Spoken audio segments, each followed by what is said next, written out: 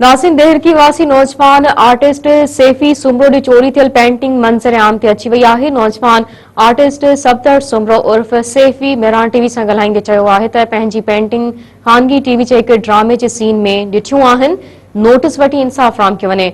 नौजवान आर्टिस्ट सैफी सुबरे सां मेरान टीवी देहरकी जे रिपोर्टर ज़हीर सुबरे ॻाल्हि ॿोल कई आहे। अचो त अव्हां खे ॾेखारियूं। जी बिल्कुल नाज़रीन, असीं हिन वक्त मौजूद आहियूं डेरकी में मशहूर आर्टिस्ट है उनकी जेकी पेंटिंग्स आहे 2017 में जेको आहे हिकु फेरियल हाल में जेको गुम थी वियूं आहिनि। गॾु आर्टिस्ट जेको मौजूद आहे, अचो उन सां ॻाल्हि ॿोल कंदासीं। असल में 2017 में हिकिड़ी मुंहिंजी एग्ज़िबिशन थी हुई फेरियल हाल कराची में नुमाइश लगी। वो एग्ज़िबिशन भी थी वही, कामयाब एग्ज़िबिशन थी।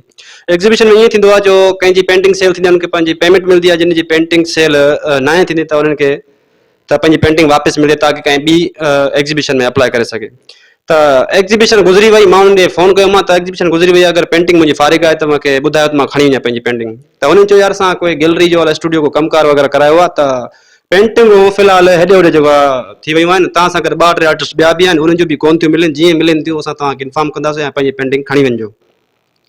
महीने ॾेढ जे गैप खां पोइ जेको वरी मां ट्राई कयो मां त मुंहिंजी पेंटिंग मिली या न मिली, जेको ॿुधायो त मां अचां खणी वञा। त हुननि चयो यार माज़रत, जेको पेंटिंगूं कोन थियूं मिलनि, गुम थी वियूं आहिनि ऐं 2-3 जेके ॿिया आर्टिस्ट आहिनि उन्हनि जूं बि गुम आहिनि। पोइ मां उन पेंटिंग खे छॾे ॾिनो, मां इन करे छॾियो। मां चयो जेकॾहिं 2-3 ॿिया बि आर्टिस्ट गॾु आहिनि, उहे बि आवाज़ु नथा उथारनि त मां अकेलो छा थो करे सघां। पोइ उहा पेंटिंग मां छॾे ॾिनी, मां बिल्कुलु विसारे छॾी। मां चयो ठीकु आहे, को मसइलो न आहे।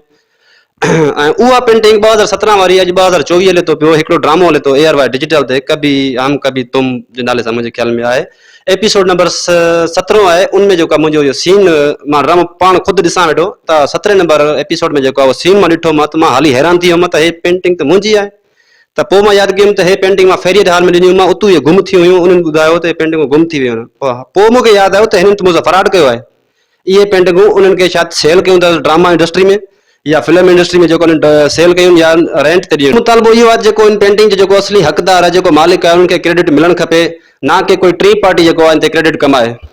नाज़रीन, अवां जेको आहे सफदर उर्फ सैफी जेको सुमरो आहे उनजी तव्हां ॻाल्हियूं ॿुधियूं त जेको आहे उन चवण त 2017 में जेको आहे मां हिकिड़ी फेयर हाल जेको आहे कराची में हाल जेको आहे जेको उनमें जेको आहे जेको पेंटिंग्स जेको रखी हुयूं, उनमें जेको पेंटिंग्स मुंहिंजी ॼणाई वई त तुंहिंजी पेंटिंग्स जेको आहे गुम थी वई आहे। ऐं पर उनखां पोइ मां जेको ड्रामो आहे उनमें जेको आहे ड्रामे सीरियल में जॾहिं पेंटिंग्स ॾिठी त मुंहिंजी पेंटिंग उते जेको आहे ड्रामे में जेको आहे शो कई हुयूं, उहे जेकी मुंहिंजी चोरी थियल आहिनि। उन्हनि चवण त मुतालबो बि कयो त जेको आहे हीअ महिनत मुंहिंजी आहे ऐं क्रेडिट कोई ॿियो खणी रहियो आहे, ऐं जेको मासां इंसाफ़ कयो वञे ऐं हीअ जेकी महिनत आहे सॼी मुंहिंजी आहे। कैमरामैन टीम सां गॾु ज़हीर सुमरो, मेरान टीवी न्यूज़, डेरकी।